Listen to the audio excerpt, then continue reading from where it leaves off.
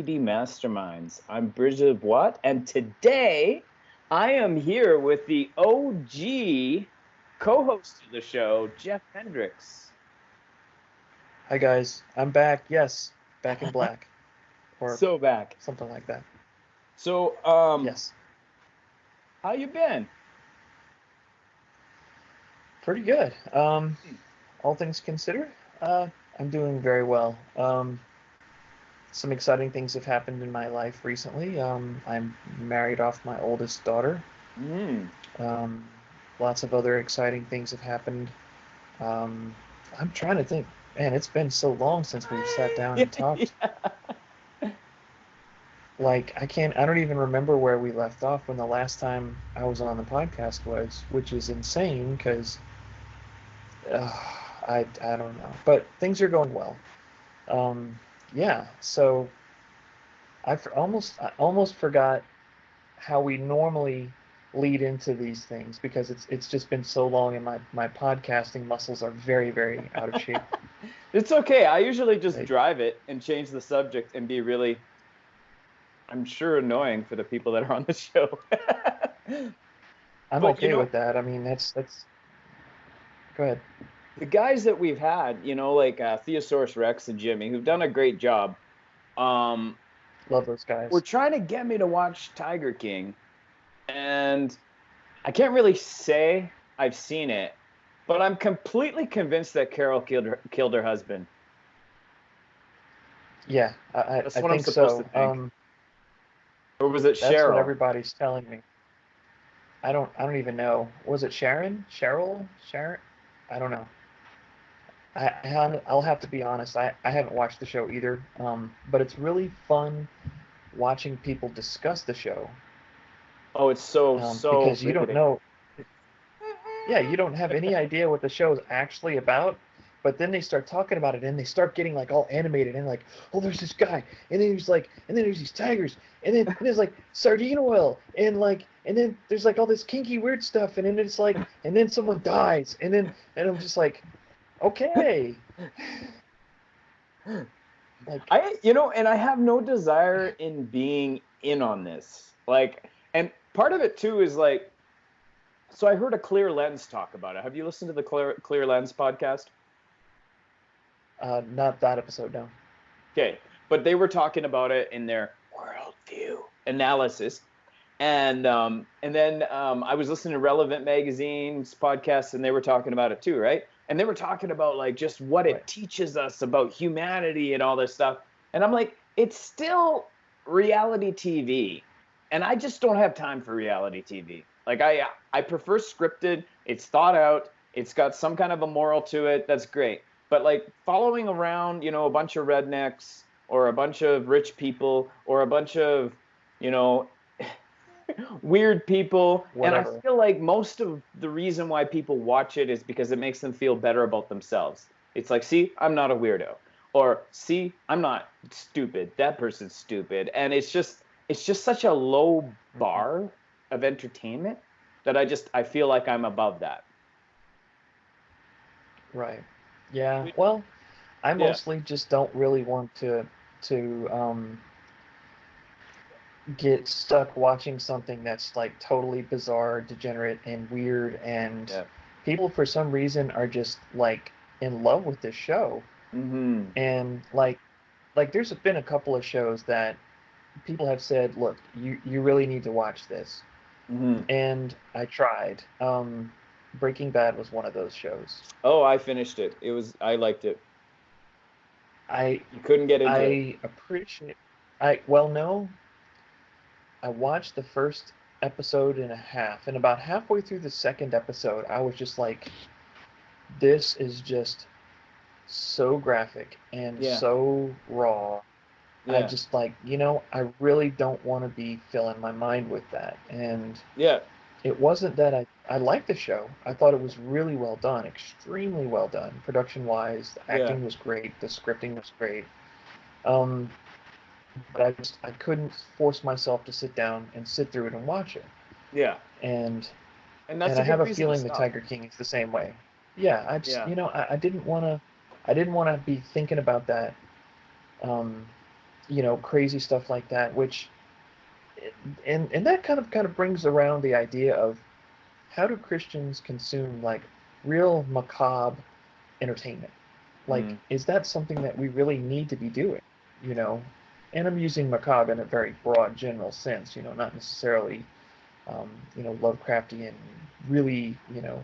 But I know guys um, who are Christians that watch like horror films and stuff like that, and I'm just like, I just can't do it.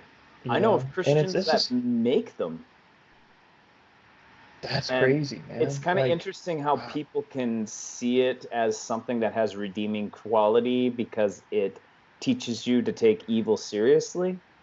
But yeah, I don't know. It's interesting because we all kind of have our right. different tolerances. But it's like, is that tolerance built through legitimate means, or do you just get desensitized like the frog boiling in water? Right. Well, I mean, putting on a level that's kind of something that you and I can equate it to. I mean, when I was in college and high school, I listened to a lot of really hardcore death metal kind of music. Of course, Right. back then, that wasn't really a cool thing back then. It was just really, really dark and morbid and really gross, and some of it was just outright evil. But that was what I listened to because I was in a really twisted, dark period in my life, and I just felt Hmm. that reflected how I felt. Now, going back, years later, and I listen to that stuff, if I hear it now, and it makes me very uncomfortable because I Hmm. realize that it was very reflective of a part of me that I was very not, I shouldn't say wasn't happy about, but it was a very dark, struggling time in my life. And it Hmm. was, when I hear those songs, it's like a reminder of how depressed I was, how suicidal I was, how angry and violent I was. And I don't really want to be reminded of that. That's not something that I want to dwell on, So you're very you know? sensitive to that. That's good. It's good to be sensitive to that. I think a lot of people are desensitized to that kind of stuff, and they just it's a part of Right. life, you know. And it's interesting because like for me, it's just like this is just not. It's a waste of my time intellectually, and you're seeing it more as like a waste of your time spiritually because it could take you down a dark road. Um, It and I can. I looked at it and I was like, well, okay, is there if this was like one show and it's like an hour and a half, I'm like, okay, maybe I could sit and watch like this movie, this documentary about this weird guy, just so I can Right. understand what everybody's talking about. But then I looked and I saw there's Right. like 6 shows, and I'm like, no, no way. I'm not Yeah. doing 6 shows. This is dumb. Um, Right. but okay, one thing I didn't think I'd ever get into is TikTok. Um, my youngest, my two littles are really into TikTok, and it looks like the dumbest thing ever. I keep telling my kids that YouTube celebrities aren't real celebrities. I'm like, they're all people that like are just they're terrible. Like I think bad acting is worse than bad singing. Like bad singing, it's like, okay, whatever. That dude that's singing the old hymns in church and he's just belting out at the top of his lungs and he's off key. I'm like, okay, that's cute. Like I can find that adorable. But someone standing in front of camera and they cannot deliver a line, I just it just drives me crazy. Like I can't watch it. And so I was like, I can't do TikTok. It's even worse than YouTube, right? And so my daughter comes up to me and she says, Dad, like, you know, the boys have Instagram and they can see you on Instagram and they can connect with you on Instagram. I have nothing. The only thing I'm on is TikTok. And I'm like, okay, fine.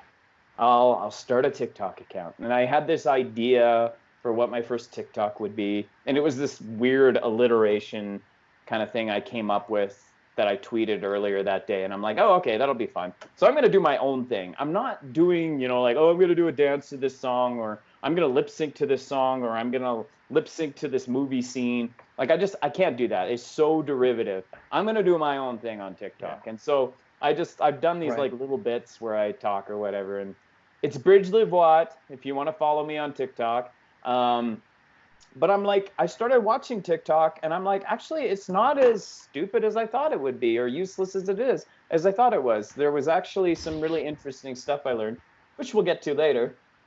It was through TikTok, but I mean, some of the comedy is Okay. really funny. It's kind of fun, and it's so brief. Like it's not like sitting and watching 6 episodes of Tiger King. It's like every clip is like 2 minutes or whatever. So I'm just like, Right. I did find myself the first night that I was on TikTok, though. I normally go to bed at 10 and I'm very strict about it. And I Mhm. was up until like 11:30 watching TikTok. And I'm like, what is wrong with me? I thought I was above this kind of unintelligible stuff. Oh man, yeah. I get sucked down those kind of rabbit holes every now and then. I'll Yeah. come across something funny on YouTube or Twitter, or I'll just chase rabbits for an hour, and then I'm like, oh yeah, maybe it's time for me to go to bed because I got to get up early and go to work tomorrow. But I find myself watching, and like I told you the other day, my biggest thing lately has been watching Minecraft videos. Well, I really enjoy them, and they're funny, and they're entertaining, and they're creative, and some of them do some really goofy things, but it's just there's so much of it, like I Yeah. just can't dedicate 15, 16, 20 hours a week just watching this stuff. And I'm like, Hmm. even if you watch it on like 1.5 speed, it's still just like it's a lot of hours, you know. It really is. And so at what point do you say, okay, this is going beyond entertainment and it has now become something that I am obsessed with, or that it is taking up a majority of my free time? And yeah, that's a difficult line to draw because there's some really good entertaining stuff out there, and it's not bad in and of itself. But on the other hand, do you really want to spend that much time just, with watching entertaining stuff? It's interesting because I'm always very driven to be purposeful in everything I do. So even when I like watch comedy or whatever, I'm like, oh, this will help me. This will help me learn how to be more comedic and more engaging with people so that I can help, them shift their thinking, like because that's kind of my goal in everything I do is just bring new ideas to people and shift their thinking and bring them closer to love and closer to God, right? And so it's funny because I get so serious about everything. Like I'm going through The Simpsons right now on Disney. And I'm thinking there's so much cool stuff I can derive from this that would be beneficial to me connecting with people, right? And but I was just thinking about like how we need Oh, to The have Simpsons. childlike wonder. And it's like what is when Jesus said come to me like a child, it's like what does that mean? Like to have childlike wonder. And I remember, like the faith of a child and how initially I was like, oh, because kids will believe anything. But then I was like, no, kids ask a lot of questions. So what does this childlike faith look like? Hmm. Well, I mean, I guess it depends on what you're asking about, but they very much accept things at face value. Hmm. And I think that has a lot to do with it because we tend to overthink things and we look Mm-hmm. for ulterior motives and we look for subtext and everything. And um, Hmm. when you do that, partially when you do that, when you are always looking for ulterior motives and things like that, it shows a lack of trust Hmm. because otherwise you wouldn't be looking for those things. You know, when I talk to somebody that I don't trust, I don't take anything they say at face value Right. because past experience has shown me that that's just not, that's not the case. So in some way, every time you do that, you lose a little bit of that childlike innocence. Hmm. And what happens is if you get to the point where you don't trust anything anymore in any kind of way, you just become very dark and cynical and generally not very much fun to be around. Yeah, I don't want to be that. No, no. And I've caught myself spiraling into sometimes, some periods of weeks, months, maybe even years where I was just cynical about everything because Hmm. I had seen so much and I'd been lied to so much and I saw so much disingenuous and just disingenuity or whatever. People who are Disingenuineness. disingenuous. Yes, that they were disingenuous, and it really just puts you off of trusting people for Mm, sometimes for a long, long time, especially if it's somebody that's personally hurt you or someone that you love. And so you tend to spiral into, or at least I did, I tended to spiral into this real dark time of just being cynical and pessimistic about everything. And once you realize it, then you can say, okay, wait, hold on, I can't do that. And mm, you catch yourself. And that's a major part of coming out of those kind of funks and those kind of spirals and into what could become clinical depression. If you mm, catch yourself yeah. before you get to that point, then you can do something about it. You can take Yeah. proactive action before it gets really bad, and you can surround yourself with people that you trust, or you can do things that are very simplistic or that you have faith in. Get involved in church or read your Bible or things that build up your faith and don't tear it down.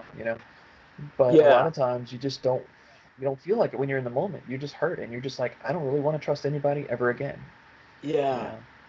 So one of the TikToks I was watching was a guy who's I think a psychologist, and he talked about what he calls the reticular activation system. And it's like this system in Mm, your brain that just kind of like it's almost like an algorithm. Like you know how like when you go on like well Facebook or Twitter and now like with TikTok it's like oh here's some things you might like. But it's like your brain works right. like that. And so when you get into like negative thought patterns in like a relationship, you're like, "Oh, oh they never rinse their dishes and put them in the dishwasher. I hate that. Oh, I also hate that socks are on the floor, and I also hate this. And it's like now the algorithm that's in Mhm. your brain is looking for those Yep. negative things all the time. And so what he Yep. said is like, okay, so if you have a loved one that you need to get out of that cycle with, he's like, what you need to do is take a piece of paper and write down 5 things that you really love about them, 5 things that are very positive about them, and read that every morning. And it'll start reframing your relationship completely. Yeah. And I You was have to like, break that that's cycle. fascinating. And it's like, and I think it's like gratitude is the antidote to that downward spiral. There's a guy, I think it's Erwin McManus who was interviewed on this show, Lewis Howe's The School of Greatness, and he talked about how when you get into that spiral, you're now in I think it's or it's the amygdala, the lizard brain that you get into, where it's Yeah. like Yeah. fight, flight, or freeze, right? And he's like, Hmm. the best way to get out of fight, flight, or freeze is to actually have gratitude.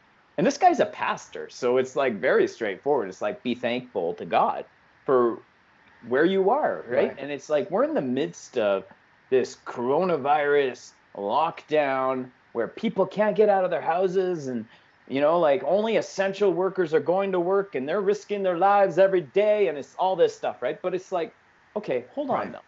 Hold on though. It's like if I'm an essential worker, it's like I still have a job. There's a lot of people that don't Yeah. have a job. I can be thankful for that. But he said like the Yeah. moment you get out of that like kind of oh my gosh there's all this stuff going on and it's terrible and the whole world is terrible, the moment you get out of that and you start having gratitude, the creative part of your brain, whatever that is that the prefrontal cortex?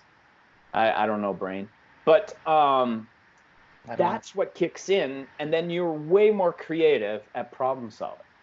And so like there's this like the Right. practice of gratitude, and whether it's in a relationship that's straining on you or whether it's your situation where you're stuck in your house, it's like gratitude is such a solution. Like my gosh, like I have a house that I am totally okay with being in for like 3 4 weeks or however long it's going to be. It's big enough for all of Hmm. us. It's wonderful. And it's like that's a blessing.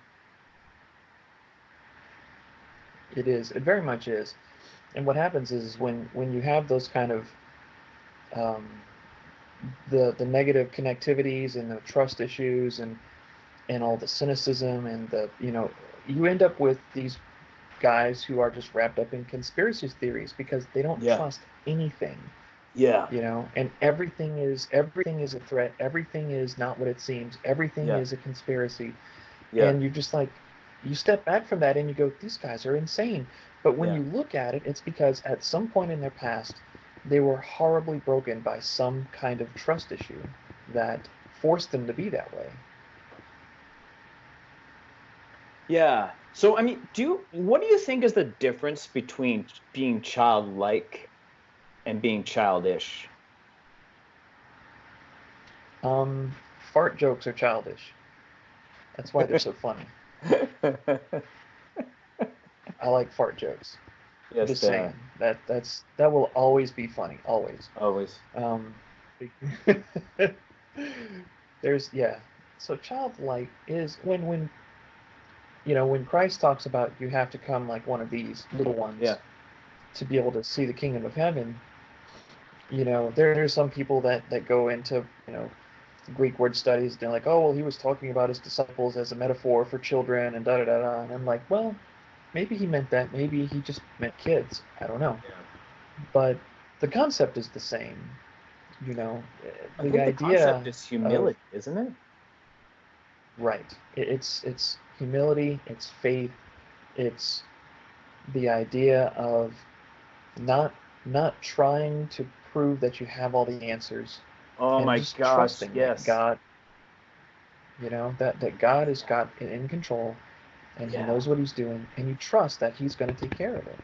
And with all the virus stuff going on, and I don't really even want to talk about it too much because I don't want to get my blood pressure elevated. Yeah, and we But don't need to get political it's on this. no, it's just the thing that I've been fighting from the very first mention of this was people are reacting out of fear. Yeah. And and I keep telling people this is just a disease, it's a sickness. It's not your reaction of fear is not going to make your response better. It's going to make it Mm. worse.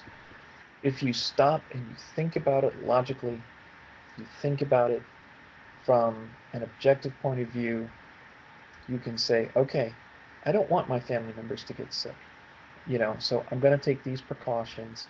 But Yeah. when you start being afraid of everything, like, oh my gosh, you or either if it's afraid of the actual disease or the government or whatever, Yeah. There's so much to be if you're, afraid of right now. And so it's like, how can well, we have gratitude in this situation and right. and cling I to mean, that there's a lot to and be afraid of.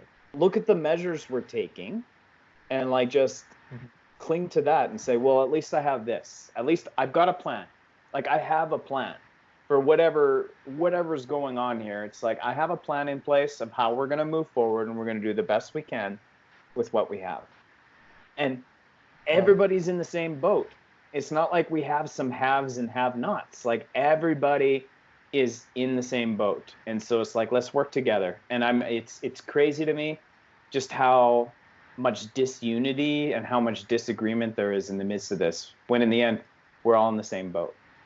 And so it's like Right. can we start with gratitude and be like thankful that we do have a roof over our heads, right? We got somewhere to be right now. Right. And so let's Right. build I it from mean, there. right. And the idea of being afraid of everything is what that shows is a lack of trust in God, but it's the idea of this is something that we can't control.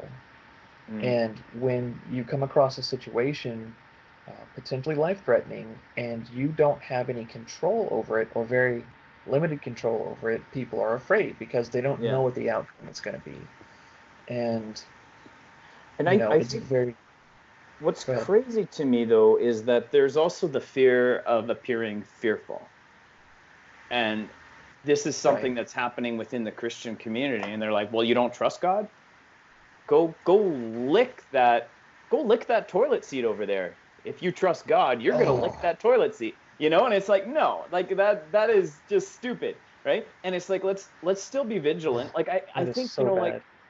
it's the continuum between, fearful and complacent, and I'm just like, or fearful and foolish.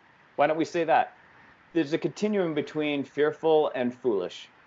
And it's like, so we need to be, vigilant and have courage.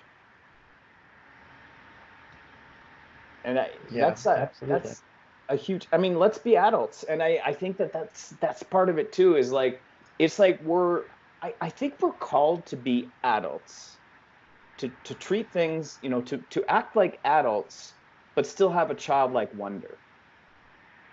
And so it's Right. like figuring out what that exactly means is, I think we're all figuring it out. I think all of us adults, we still have that, you know, we need to get back in touch with that childlike wonder so that we're not cynical about everything.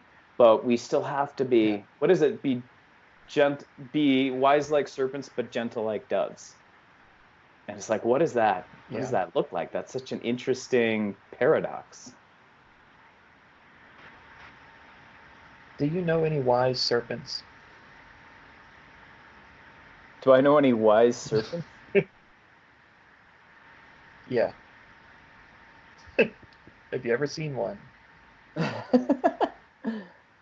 Well, if you're talking about like in human form, like a person that's very wise and is like a snake.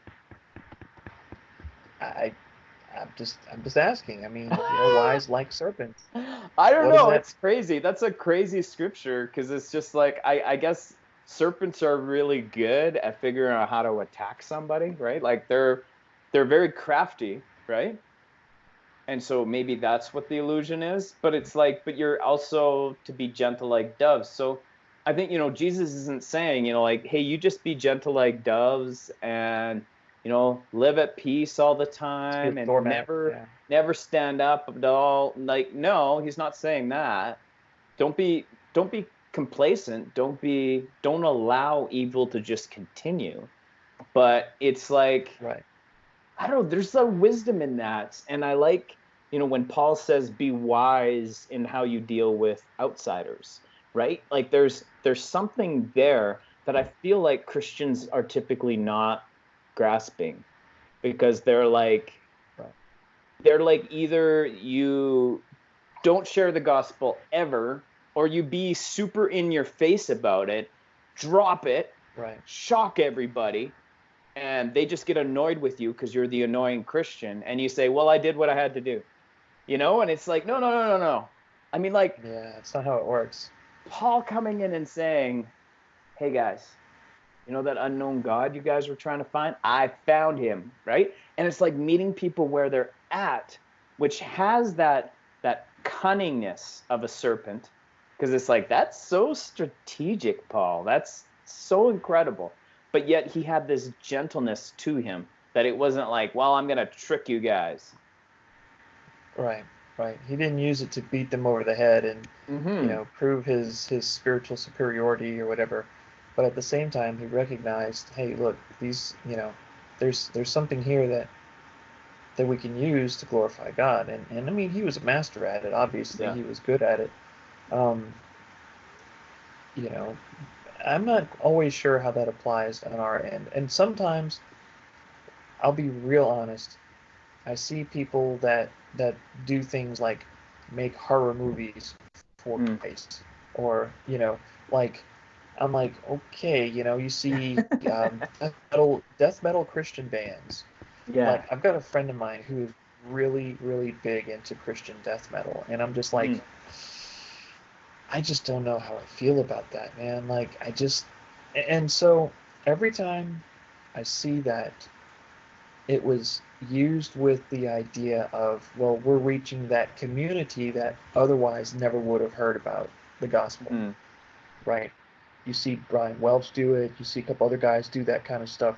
They go to secular rock concerts and they witness to people, and and in the lobby and stuff like that. Brian Head Welch is real famous for doing that, but there's a bunch of other guys that do that too. Mm-hmm. Um, you know, and in my life, from my past, having dealt with that, and that kind of music was representative of a very dark, evil place in my life. Mm-hmm. I don't Mm-hmm. want to be associated with that So anymore. it's not your bag. I don't. No, no, Yeah. it's definitely not my thing. And so, but at the same time, I don't want to look at that and go, you can't do that. Yeah. Yeah. It's tempting to, and it's tempting that it's very easy to just say, well, there's nothing redeemable about that. You need to just stay away from that. There's nothing good there. But I can't quite bring myself to tell people that because I've seen God move in ways like that. Yeah. But it's just I can't do it. I can't. That's too close. That's too personal for me. I can't. I can't bring that part of my life back into mind without having to dredge up all of those feelings of inadequacy and depression and all those things again. And I just don't. That's not who I am anymore. So Do to you think me, yeah, I'm not a part of that community anymore. So it doesn't interest me at all. Do you think that there, okay, like, because I think for me, like, where I go will be places that other Christians can't go either, right? And I've done a Right. lot, to kind of build bridges between people and explore things that Christians are scared to explore. And a lot of it is, Sure. kind of the more progressive end of Christianity. And I'm like, kind of, and I'll talk to those people. I'll have conversations with them, right? And like some of it is just like, and it's down to the point where I am interacting with people who the word God is triggering to them. Like people who have lost their Yeah. faith, and it's like you can't even say the word God. And I'm just like, huh, well, what about love? What do you think about love?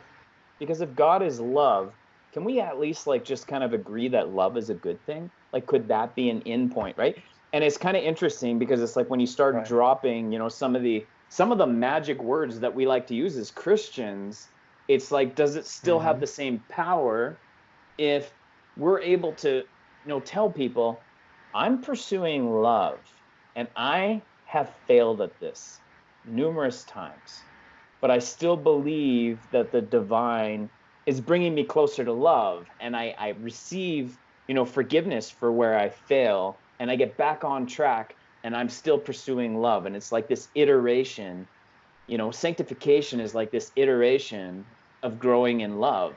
And I'm like, and so it's kind of interesting because I feel like there's kind of a fringe thing that's going on where, like where you may have the guys that makes Christian horror films, or you've got the guy who's doing Christian death metal, and then you've got a guy who's Right. like talking to people who are like relativists, like out there in the, like, what do you Mm-hmm. call it, postmodern kind of way of Right. thinking.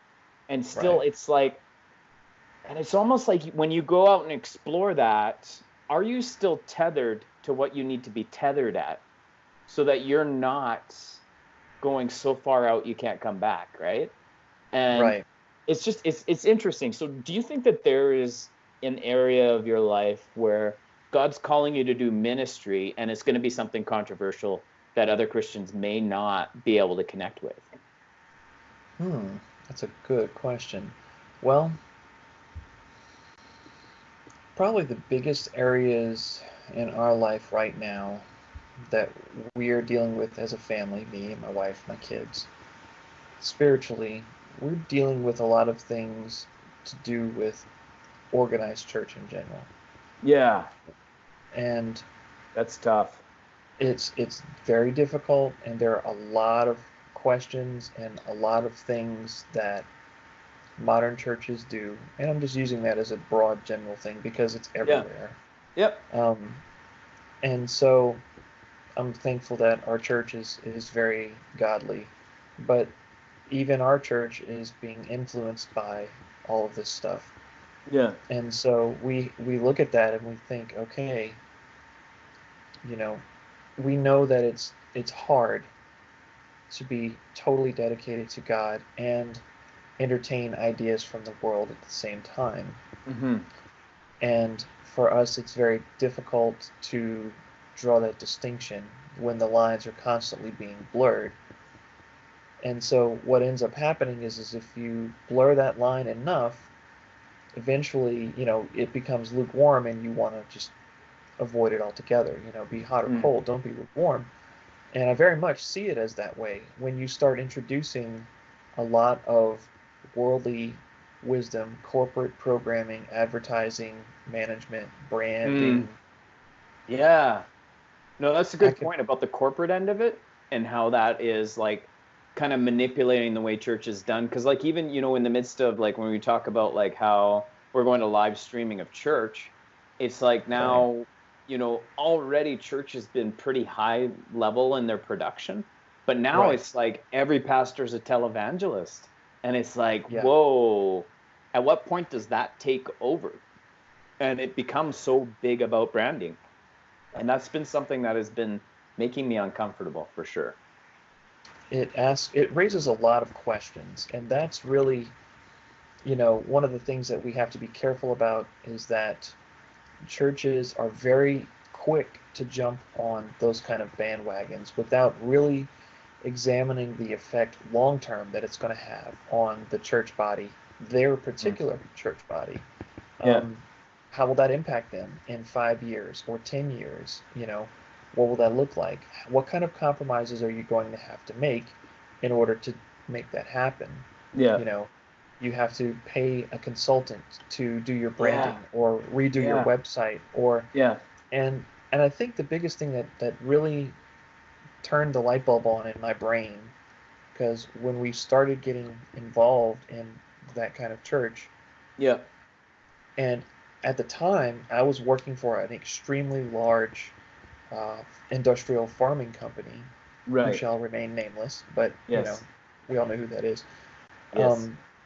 Very large industrial company that was global, and the way that they did branding, the way that they did management, the way that they did people and managing and time and all of that stuff, social media and the manipulation and all of the surveys and all of the stuff that they did, it was all very carefully tuned over years and years to get the exact intended result. And they had it Mm. down to a science. I mean, it Right. was uncanny. They didn't do anything without an extremely calculated return on investment. Otherwise, they Right. wouldn't do it. Right. And so that had been beaten into my head for 10 years or more working at this company. So when we joined this very large megachurch, um, I immediately saw those patterns. They popped Wow. up right That's away. crazy. Yeah. And and I immediately said, well, this is exactly what they do at our company. The focus meeting groups and the employee surveys and the marketing and wanting, they would pressure us to use our personal social media accounts to promote the brand. And Mm. they would, and how many times do you see that in churches? Hey guys, use your social media account to post this and spread this Hmm. and I mean our church does it, all these churches do it. Yeah. And but it's taken straight out of the world's corporation playbook because I've seen it Yeah. firsthand and they Well, don't then, recognize it. and you've probably heard me say this before that, like in the Old Testament, the people were like, we want a king. And God's like, you don't want a king. That's dumb. Right. He's like, no, no, no, you don't want a king. He's gonna like send your kids to war or whatever, right? And it's like in Right. modern times, the people are like, we want a CEO, and God's like, no, no, no, you don't want a CEO, and it's like, no, we want a CEO, and he's like, okay, fine, and now we have a CEO, and it's like, is is the ministry driven by is it driven by the Holy Spirit or is it driven by one of those algorithms, right? It's like the same kind of thing that we're Yep. seeing, what's driving our social media feed. And it's like this idea, like when you talk about like corporations in general, they're designed to grow. And so it's like Yes. we're designing church now to grow. But Yeah. like not everything that grows is healthy. Um, Correct. Cancer's something that grows. It's really good at growing. And it's like, Yep. is our ministry going to become like a cancer? Is it something that is it going to go in the right direction when we only go for growth? And it's I think part of it too. And I remember talking to a pastor about this too, and I was like, are we getting quality discipleship, or are we just getting quantity in our church? Right. Well, how familiar are you with tumors? I'm not super familiar. Okay. I used to be a delivery driver for a pathology lab in New Mm, Orleans, and mm, I picked up biopsy samples and brought them to the path lab every day. Did mm-hmm. that for a couple of years. And something that I learned about tumors is they are the result of when your cells replicate out of control Right. and without structure. Now, normally, if you start off as a clump of cells, your DNA, your RNA tells what cells to form into what. These Right. cells say, okay, I'm going to be a hand. And so those cells do it in a predetermined way so that it turns out and looks like a hand or like a face Right. or whatever. But a tumor is, it's not just a lump of spongy tissue. Really large tumors will have like teeth in them and hair in them and Uh, just just random bits of stuff like huh. just like fingers and stuff growing in the tumor, and it's because it doesn't, it's like the pattern is all messed up, but it just keeps replicating and replicating and growing and growing and growing, but it doesn't know what to do with itself, and it's not functioning correctly because the parts only function correctly when they're put in the right place. Hmm. And so what happens is, like, I mean, if you had a tumor that grew into a separate person that was fully formed and then detached, I mean, okay, that's one thing, that's functioning. But most tumors, all tumors, are just lumps of randomness, right? Hmm. They're really big, they grow really fast, but they don't serve any purpose because they're not organized tissue. They're just lumps of random. Huh. And what happens is when you, and I just clicked this in my brain just now, is when you Uh-huh. have a church that grows really, really fast, Yeah. but there's no structure there, and the people Yeah. don't really have purpose Yeah. other than to fuel the growth, Yeah. then you get a tumor. You get a very large, fast-growing entity that doesn't really function the Hmm. way it's supposed to. Wow. The body of God. Yes, right. We're talking about the body of God, and that's what Paul alludes to. But if we're Yeah, talking about a tumor, it's like it's big, but it's not yeah. functional. It's got bits of hair and teeth and weird things that don't belong there. Right. Wow.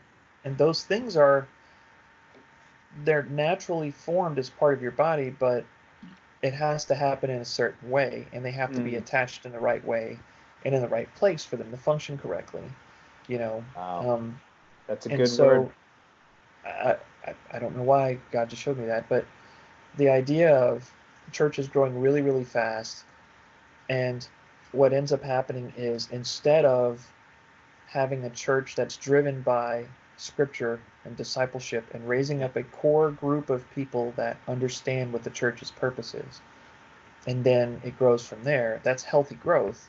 Yeah. But what we're getting is we're getting a lot of artificial growth. Francis Chan mentioned it one way. He said it's like the first time you go to a wave pool and Hmm. it's an artificial wave. I think I've mentioned this to you before. I don't No, I remember. haven't heard this before. Okay, so Francis Chan says the first time he went to a wave pool, he thought it was awesome. And he was like, this is like the coolest thing ever because you get a nice, perfect 3 foot wave every time, every Hmm. 30 seconds, you get this Hmm. perfect wave. And I said, love it's really wave cool. pools. I do too, right? But then I realized if all you've ever seen is a wave pool, you wouldn't really have a way of knowing what a real wave looks like if all you've ever Hmm. seen is a man-made one. Yeah. And so if you've only ever seen man-made growth schemes and Hmm. marketing and man-made corporate growth, which is what churches are doing now, you wouldn't recognize what a godly growing church looks like if you saw it. Hmm. Hmm. That's incredible. And I mean, like God's creation is just like there's nothing we can create like it. And Right. this kind of leads me into I wanted to talk a bit about Devin Townsend, who's one of God's creation. And what I thought Yes. was really fascinating was that he talked that he said that he sees music, he sees chords as colors and shapes. And I'm like, Yes. that is so incredible how God gifts people in certain ways. That's a really interesting phenomenon, and he It is a is. very interesting person on more than one level. Mm. Um, I really like his music, but the more that I've listened to him and his music, and he just during this quarantine, he's been releasing a podcast, Mm. and I'll have to add and that. it's really good. And what he talks about is the learning process of recording all of his earlier albums because he did like thrash punk metal and he did Mm-hmm. ambient stuff and he did like all this other crazy thing. He does all these different weird genres of music, but um, but he's very candid about how when he was young he did all this stuff and he thought he knew all these things and his limited experience with the music industry and all these other things and it just kind of threw him off and twisted him up to the point where he really couldn't function healthily and he went in after making several albums and really struggling with like chemical dependency and all this Yeah. other craziness that and depression and things like that he finally got to a place where he could objectively step back and look at it and go, okay, what I'm trying to do here is not um, cram this stuff down people's throats, but if it's expressive, then it needs to have purpose. And he goes into a Yes. lot of other detail, and it's really Yes. fascinating. But So good. he talks about the reasoning behind why he wrote the stuff that he did and the Mm-hmm. circumstances around it, not the technical stuff. He doesn't talk about like mixing and drum tracks, and he talks about like I was angry and Mm-hmm. I had been hurt deeply and I Yeah. didn't know how to express it, so I started a thrash metal band and this is how we Yeah. did it, you Yeah. know. And then like the one that he talked about today, which I thought was very good, he said, I was naive and I didn't realize that the actions and the choices that I made at that time were going to have repercussions further down the road with me and my family and the people that I love because you're young, you think, well, I'm gonna, get into emo death scream metal or whatever. And those choices that you make with that and the lifestyle associated with that, that has a long lasting impact on you as a person. And Mm-hmm. we think that we can isolate and compartmentalize our lives. And like, we fool ourselves into thinking that, well, I can listen to this death metal stuff and not let it affect me. Mm-hmm. But it does. Mm-hmm. And I know this from firsthand experience because I was there.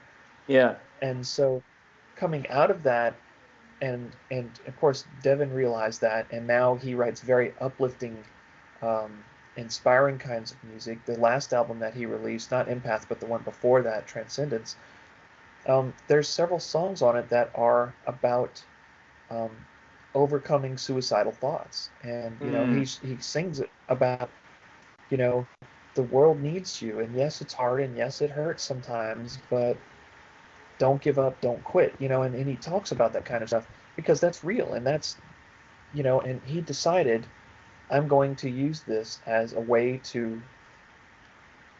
to help people that have been where I've been and want to get out of it the way that I did, and I'm going to use my music as a conduit, as a way to do that. and I and I I really get a respect that. I get a sense that with this guy, creativity is such a compulsion. And it kind of draws me into this like notion that I've been repeating over and over again that I really believe that good mental health requires striking the optimal balance between being and doing. Because what can easily happen with someone as gifted as Townsend is he can be all do and not even know who he is anymore because it's like he's creating all Right. this cool stuff. Everybody sees him as this guy that creates all this cool stuff. But are there days where he just stops being Devin Townsend? And that was the main reason why I moved from like, being John Howie to being Bridge Livwat. I was like, okay, well, this guy that does all these things, that's Bridge Livwat. John Howie is the guy that's there for his family, and just Right, kind you're a of, family man. Right. yeah, separating the two so that I can be like, okay, yeah, all this stuff that I'm creating, it's like I need to. It's a compulsion. I need to have these conversations. I need to make this music. It's just something I do. And it's like, and it's, you know, I'm trying to put good things out there, but it's like a lot of it is just, I need to do this. It's like I was Right. born to do this. And so I think like when you're creating your Right. ambient music, it's the same thing. It's like there's something in me that's being expressed and I need to do this. And hopefully some people like Right. it, but I mean like either way, it's still going to be created and it's still going to be put out there.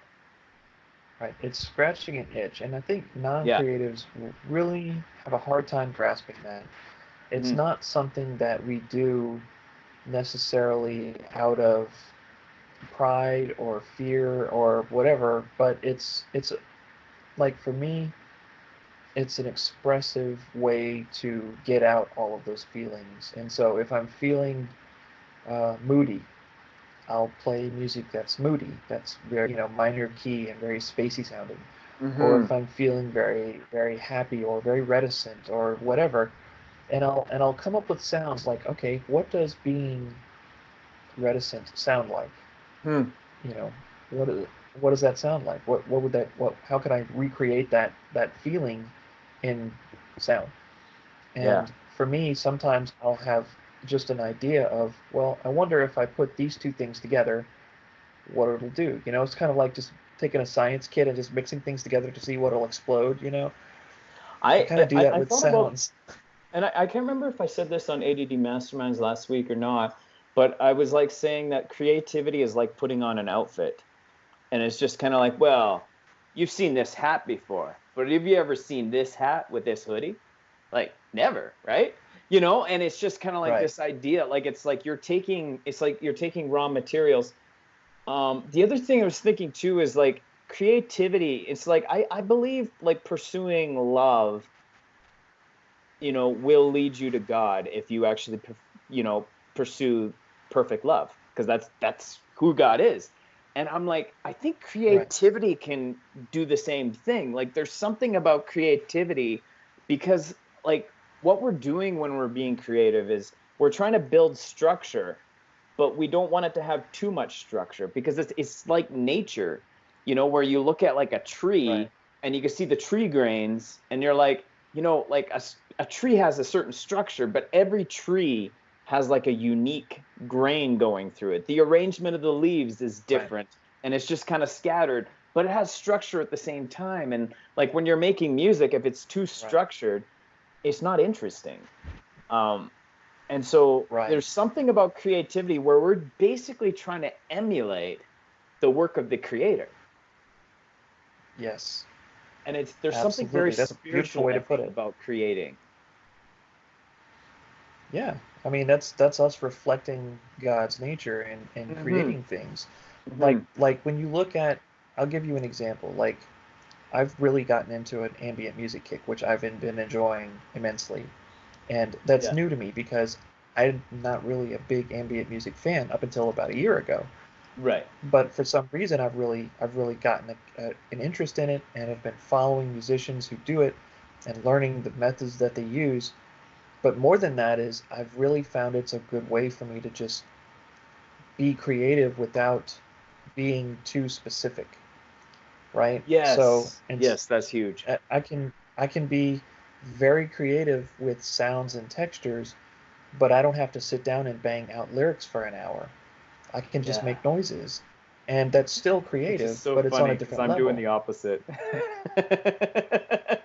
Right. Well, I mean, when you think about like you said, the analogy with trees, like from 100 feet away, you can look at a tree and say, "Oh, that's a pine tree," Hmm. right?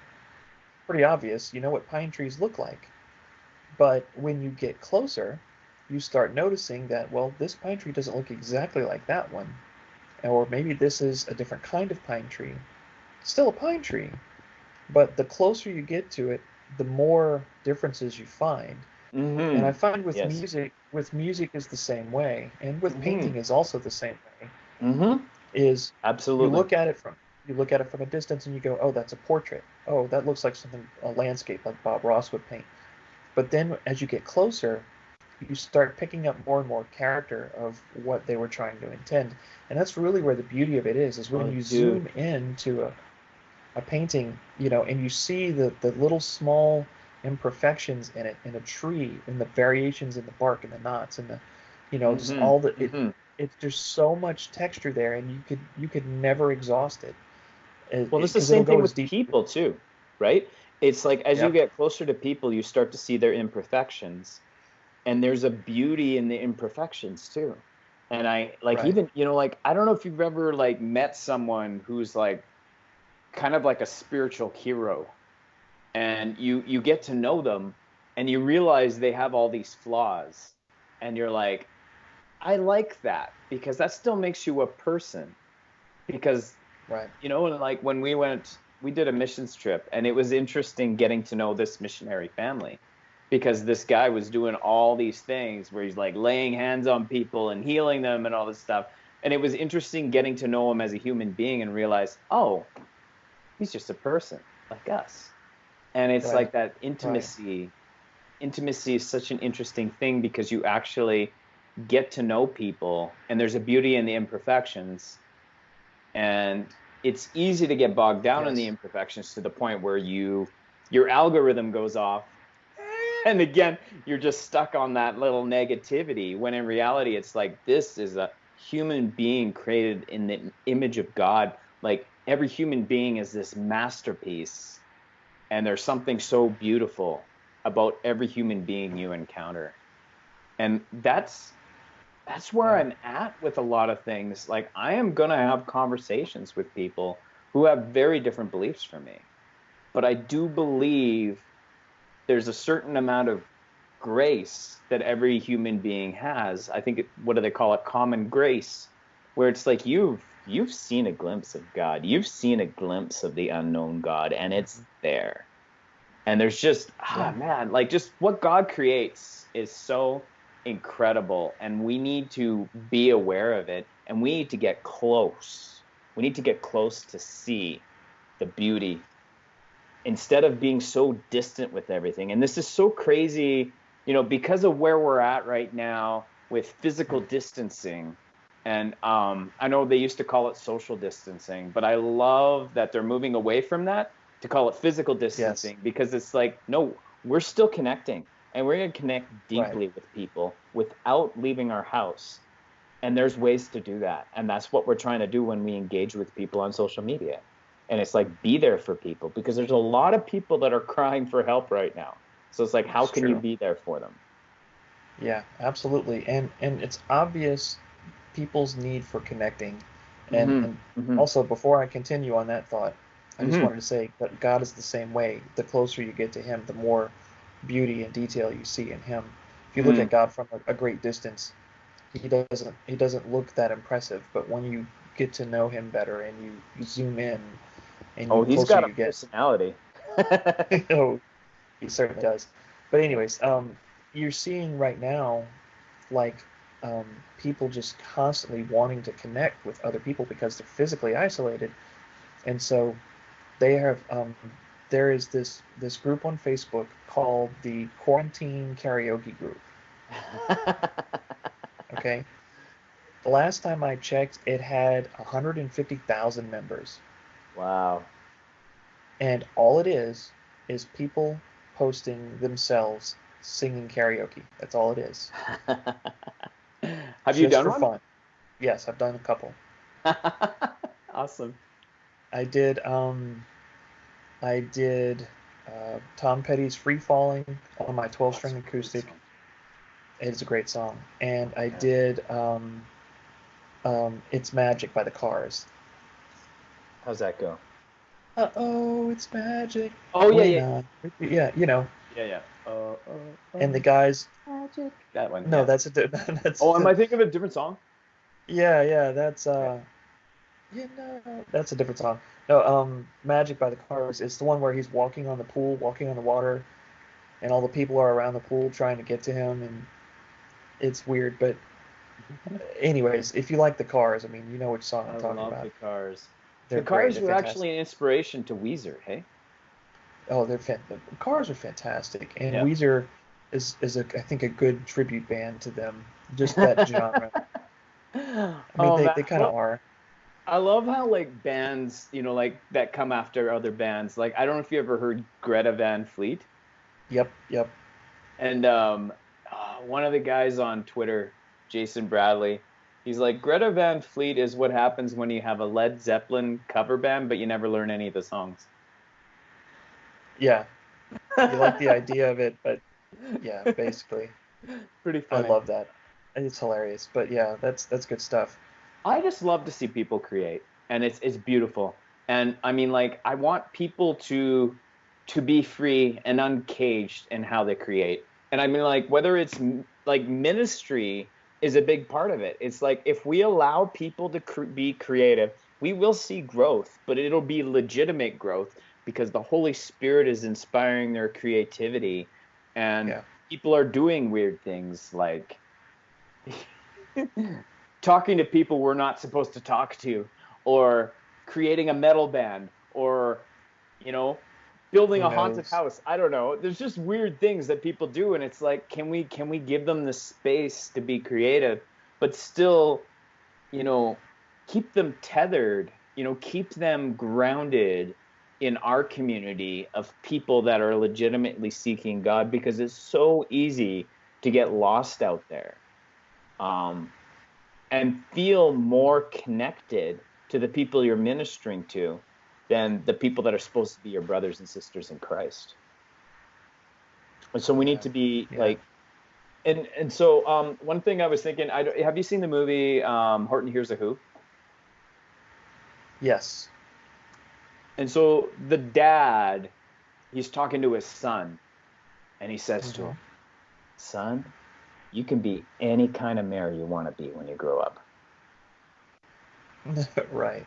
And it's just so interesting how limiting that is, because it's like, no, no, no, I'm a mayor. You have to be a mayor when you grow up, right? But you can be whatever kind of Right. mayor you want to be. And I'm like, I wonder if we're doing that in the church, where we're trying to get people to fit a template. Well, yeah, because the way that the modern church grows is to bring in people, and what you draw them in with is what you keep them with. And Mm, so you replicate that, and that is that is what you draw people in with. So if you decide to go to a certain style of music, or you know, a certain style of preaching, or you go to using comfy chairs instead of pews, or whatever, you know whatever it is that you're doing in an attempt to bring people in, is what you're trying to do is to attract people that yeah. are looking for something specific. And so what you do is you present something that you think they want, but really that's not why people go to church, or it shouldn't be why people go to Mm. church, is because of the music style, or because of the preaching style, or how nice looking the pastor is, or how beautiful the music leader can sing music, or whatever. And Those I are the get those wrong things can reasons. help. Like, I get those things can help and maybe make it, I think, it's like when we talk about like even like apologetics, it's like apologetics isn't about like changing someone's brain, like it's not about tricking people. It's about removing stumbling blocks. So, I mean, like having Right. terrible music, that could be a stumbling block. It could stop people from wanting to come to church because they can't stand the sound of that screeching voice, right? I get that. So there's Yes. kind of a point where you're like, okay, this is good for us to strive for excellence, so it's not a stumbling block. But there's a point where you're pursuing excellence to the point where there's no substance anymore because you've worked so hard to make this beautiful thing, right? But I Yes, that is absolutely correct. but I do question if at some point we just end up with such cookie cutter churches that it's like pop music. Like it's like Yeah. there's no substance to it. It's great. Everybody likes coming and seeing the show and everything, but there's nothing to it. And I remember feeling very Yeah. cynical as my church. I've left that church since, mainly because of where I live. Like I live in a smaller, or I live in a suburb now, and so I'm going to a Okay. church in the suburb. But Okay. the church that I was going to had moved from a school gym into a building, an actual building, because they merged with another church. And so they were getting going, and they had this big plan for this church. And I was so trying not to be cynical about it, but I was like, well, hold on though. Like, what's going on here, right? And it dawned upon me that it's like when we talk about artists, you know, I like the fringe artists. I love fringe artists. I love Kevin Max. I love John Mark McMillan. Like, I like these guys that are just, they're doing their own thing. They're not wildly popular, but what they're doing is really interesting, right? And but then I was like thinking, okay, well, what do big artists do? Like, you know, the Beatles, or, you know, like all these big artists, you know, Ariana Grande, you know, whatever, right? I don't really listen to Ariana Grande, but, or Taylor Swift, right? And they're just like, I'm like, there's no substance to what they're doing. It's so, you know, and something hit me that I'm like, we went to a 21 Pilots concert. And I don't know if you've ever gotten into 21 Pilots, but like something that's really incredible about them, and I've been talking to my kid about this when we're talking about writing music together. I'm like, what's incredible about 21 Pilots is they are real with the darkness, but they point people toward the light. And it's like very few artists do that. It is easy to be light and just be like, la-di-da, life is good, or like, oh, my heart's broken, but I broke up with you, so screw you, or whatever Taylor Swift does, right? But it's like, but to actually be real with the darkness and point people to the light, there's very few artists that can do that. And 21 Pilots has managed to do it in such a way that they get radio play, and they're huge. Like, it's a huge band. And I'm like, if you want to have a mega church that can do that, that's a beautiful thing. Because you don't only get big. You don't only get big by selling out. You can get big while pointing to the darkness and leading people from the darkness to the light. And I think that's what I want to see churches do. Okay, well, and when you look at an example of a church that isn't real about the darkness is guys like Joel Osteen. Like, he's not going to talk about, you know, spiritual shortcomings, and he's not going to talk about failures, and he's not going to talk about, you know, the dark side of our nature, which is there, and you and I both know it's there. Yeah. Everybody knows it's there, but they would rather not think about it because then they don't have to deal with it.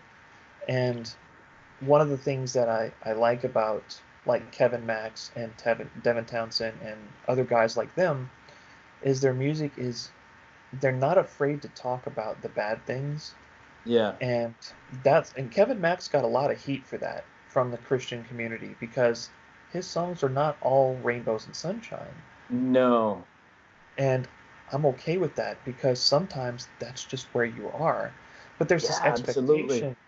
There's this expectation with churchgoers, especially in the modern progressive church, that everybody's got to be successful and happy. And otherwise, you might come across as, well, I'll give you a personal example.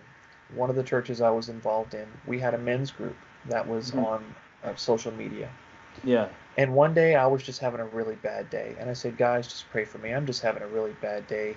You know, we screwed up in music practice and da-da-da-da. And, you know, it's going to be okay. God's got it. But just pray for me. I'm just having a really off day.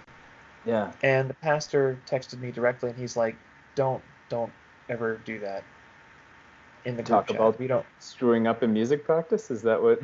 Yeah. He said, don't do that. Don't talk about your failures. Don't talk about your shortcomings. And what I've been told that before. And what that tells me is they're not interested in, and the reasoning behind it was, he told me, was, we don't want to scare away new guys in the group. Yeah, I got told the same thing. Yeah. Right. And the first thing that popped into my head is, I'm being real. I'm being raw with these guys. Yeah. If I go into a social group and everybody is saying the same thing, it's like the Stepford Wives, right? Everybody's just like, oh, everything is... And I'm like, it comes across as ingenuine. Does nobody have a bad day? I mean, really? You know, that's fake. It's fake. It's fake, so fake. I hate fake so much. Yeah, I know. And I mean, like, and it's like, I think people are scared to actually acknowledge the darkness because they're scared that the Yes. light's not bright enough. And I know it was one of my things that I really loved about the Bad Christian podcast. They said, if we are not real enough with how dark our sin was, we are denying the fact that Jesus' blood is powerful enough to cover it. And I was like, Yes. that is Yes. like, that's amen worthy, you know? And, Yes. and so I really believe in transparency. And I mean, I think beyond this, because I feel like there's been a lot of, the church has been, there's a lot of shame that people have walked through, and it was done wrongly. And I think what's Yeah. happened is like all these people that were raised in this shame church, the purity culture, all of this stuff, they've got all this baggage from it. And so the church is like, oh, okay, well, we'll move in a different direction. We won't talk about that stuff anymore. But in the Right. meantime, you've got all these people who were broken by that. And they were like, I was shamed. I was shamed for being the way I am and all this stuff. And I was Right. abused. I was told that I can't dress this way because I'm causing men to fail. But in the meantime, there's boys that were like legitimately raping girls in youth group. Like there's all these like messed up stories. Yeah. And it's like, as a church, we've kind of moved on, and those people are gone from the church now. And I don't feel like anyone followed up with them, No. you know? And so there's like a Yeah. whole crowd of people there that are so hurt. And it's like, how do we show them that God is love? Because the word God is triggering to them. And I'm like, huh. Yeah. Because it's like, I feel like there's maybe, instead of looking at, I think that's the dark side that we're not addressing within the Yeah. church.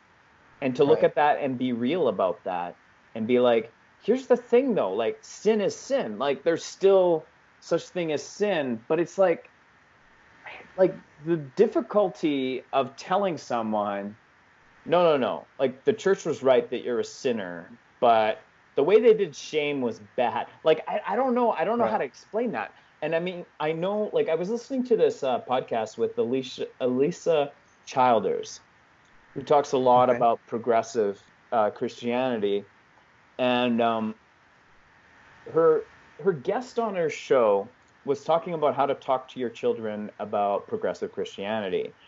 Hmm. And one of the things, couple things that came out of that conversation that I thought were really interesting was this lady was saying, well, I cannot, people who don't believe they need to be redeemed because they've gotten away from the notion of sin because there was so much shame that was attached to this idea of being a sinner. And there was so much Mm-hmm. shame in being a woman, even really. Like it's crazy how that all came together, Right. right? But she said, my favorite way to like kind of address that is instead of trying to convince them that they're a sinner, I say, I don't know about you. I don't know you, but I know for sure that I'm a sinner. I know for sure Yeah. that I fall short. And I'm like, oh man, yeah, just lay it on yourself. Like that is a beautiful way of Yes. addressing it, and it's a humble way of addressing it. The It second is. thing that I thought was so interesting is there's a great medical analogy. As we raise our kids in the church, when we shelter them, they're not exposed to any of these thoughts that could cause, them to stray from Christianity. And we have just kind of like this neat kind of caged Christianity that we put our kids in. And then the moment they're exposed to something else, it's like they've not been vaccinated, right? And Mm. so it's like we need to give our kids a safe space to be exposed to these questions. Because there are questions like, is God really good? Right.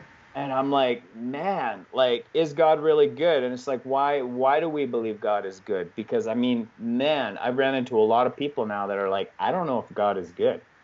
And I'm like, I know he Yeah. is, but I can't prove it to you right now. You know, like, and I'm just like, Right. and I have this sense that in the midst of all this tragedy, I sense that God is weeping with us.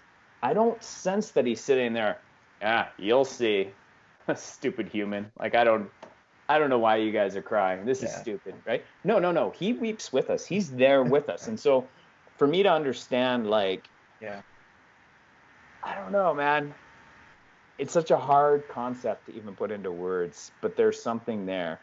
And all of this is just so incredibly complex. And we need to, I think, expose our kids to this idea that it's like, you know what? I don't have all the answers. And I'm pursuing the answers, and I'm pursuing love. I'm pursuing God, and he Mm. will reveal things eventually. And things will Yeah. come together for his glory in the end. But right now, man, I don't know why that abuse happened. And I'm so angry and so sad. And I weep with you. And I believe God is weeping with us too. And I want to Yeah. walk with you through this. And I don't want to give you easy answers because there's not easy answers right now. Right. Yeah, absolutely. And we get so sucked into preachers and teachers and celebrities that are just like, they look like they have it all together. They're preaching. Everybody is successful, and you're going to succeed, and your business is going to succeed, and Yeah. you know, no, no, no. These are people that are hurt. These are people that have been damaged, that have been abused, that have been Hmm. struggling with addiction. These are, and it's everyone, and it's not Yeah. a matter of when I see that, the first thing that pops into my head is that this isn't reality.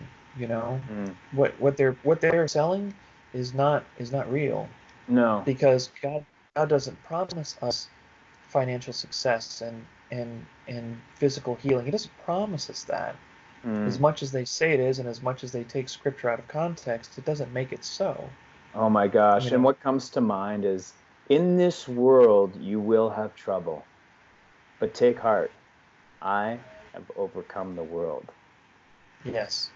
So Right. it's like to put it It, into perspective, that's just the world. There's something yeah. beyond this. And Right. and it's like this kingdom, and it's like this kingdom, the kingdom of heaven. And I think even that is something that we're like, well, the kingdom of heaven is when we die, everything will get better. And I'm like, yeah, that's part of it, but the kingdom of heaven is here. So what does that look like? And it's like Right. there's this other dimension to things. And I think that is the hope that we need to bring to this world is this Right. this other dimension to things, because it's like I know that there's something bigger going on here in the midst of all this like death and economic upheaval. There is Yeah. something that's still happening, and it's like God is stirring our hearts. And I mean, like, I am feeling right now in myself a renewal as I'm reading through this book right now. It's called Jesus Unbound, and Okay. it's interesting. Keith Giles is a guy who is talking about how we've boiled down, all of Christianity to a book. And he's like, but the book is about God. The book is about Jesus. It's like Jesus has the final authority. It's not the Bible that has the final authority. And I'm like, this is interesting territory. And I'm like, but I know, like, that's been my experience, is I know that God speaks to me and he's not going to contradict the written word. But this is my Right. launching, that's my tether point. But God's going to take me to all these different places. And I don't need these theologians to tell me to interpret this specific way all the time. I think there are Right. revelations that God gives that are very personal, and that scares people because I'm getting out of It the cage does. here. But it's Right. like Right. knowing the Bible holistically and then being able to like see things through the lens of Jesus. And it's just what I'm exploring right now. But it's like, I don't know, I read something that really stuck with me, and it was Jesus saying, like, if you believe in me, you will not be condemned. And I was like, wow, the word condemned really hit me hard. Mm. And it kind of tethered me again and reminded me, like this is real. Like what I'm looking at right now is real. This is, there's Yeah. something big at stake here.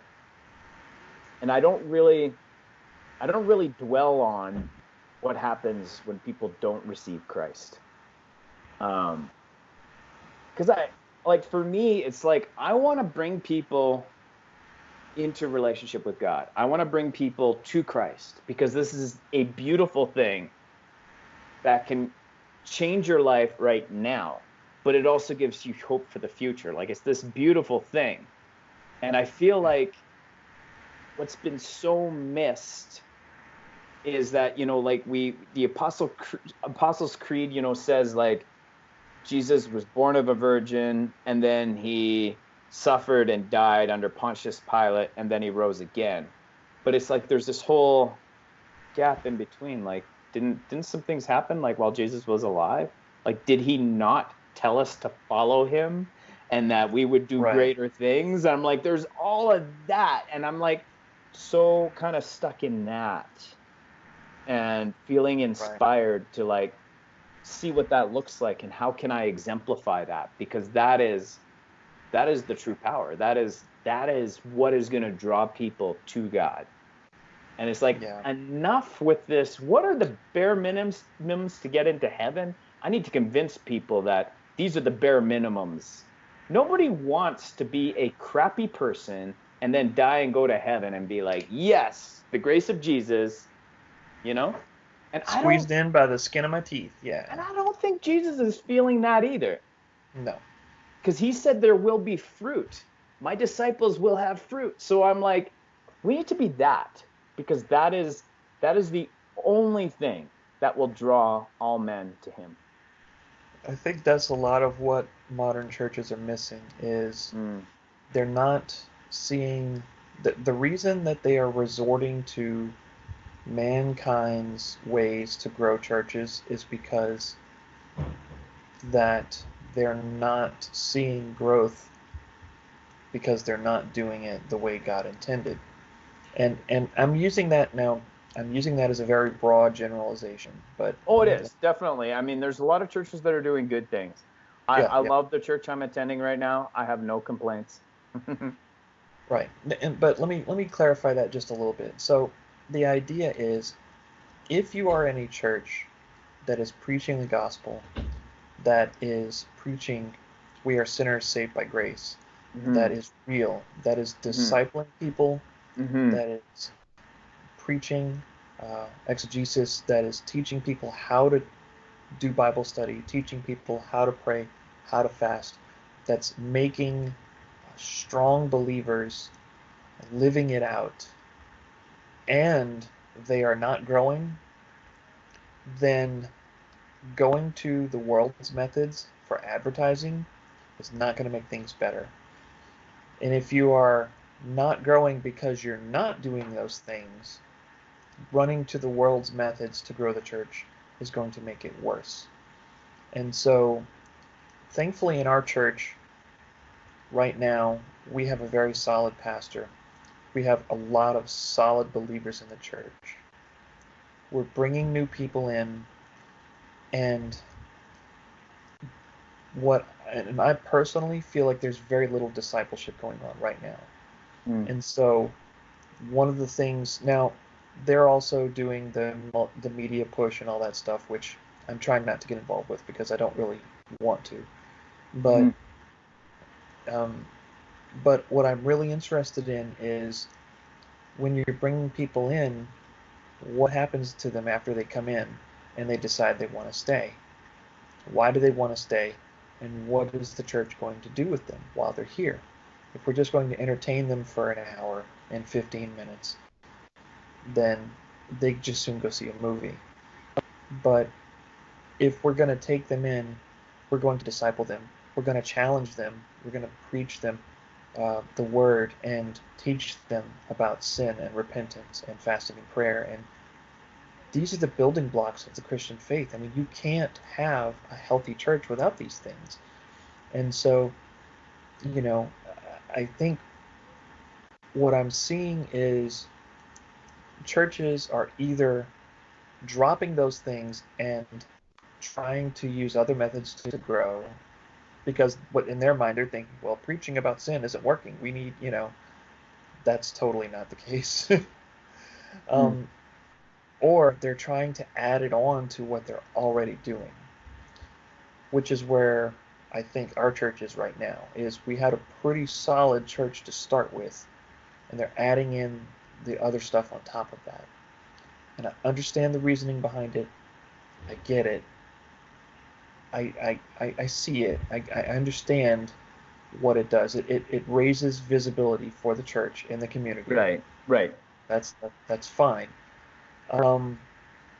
But at some point along the way, you're going to have to make compromises to continue down that road, because you really can't do both.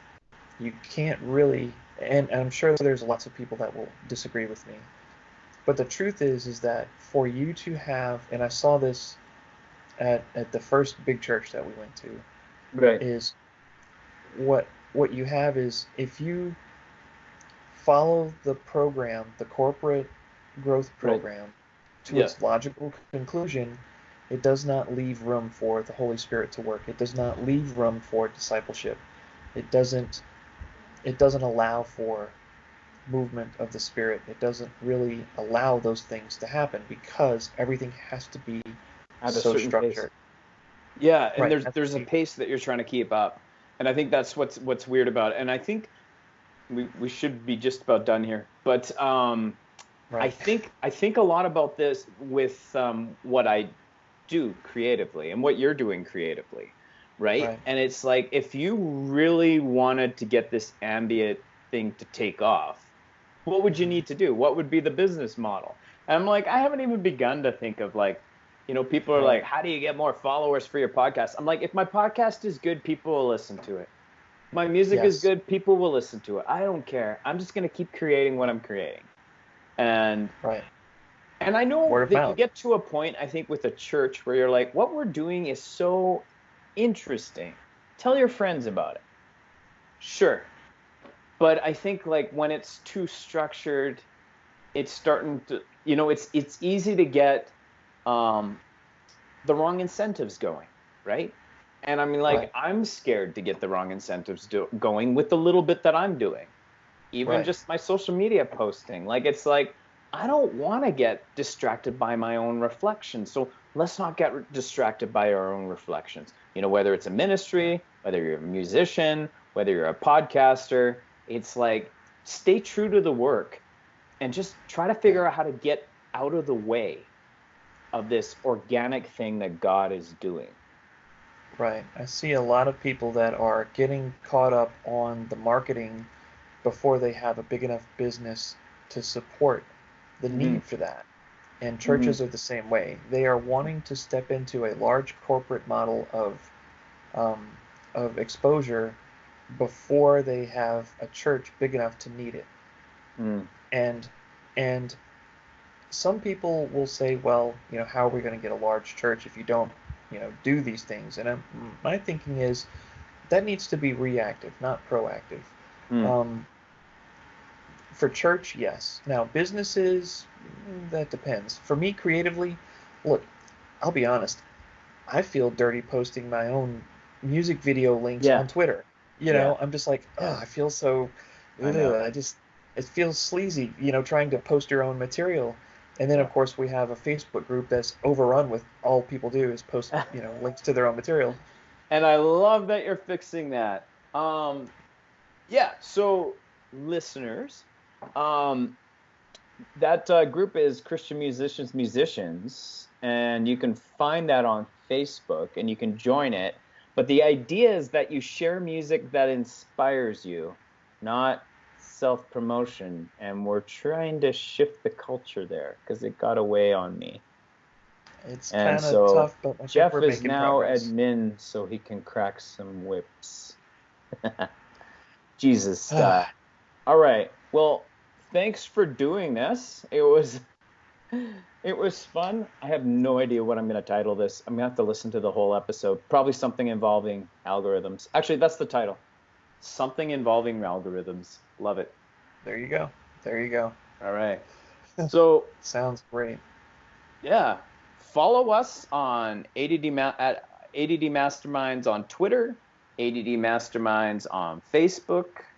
We used to be on Instagram, but yeah, I'm just not doing that anymore. We still have the blog up.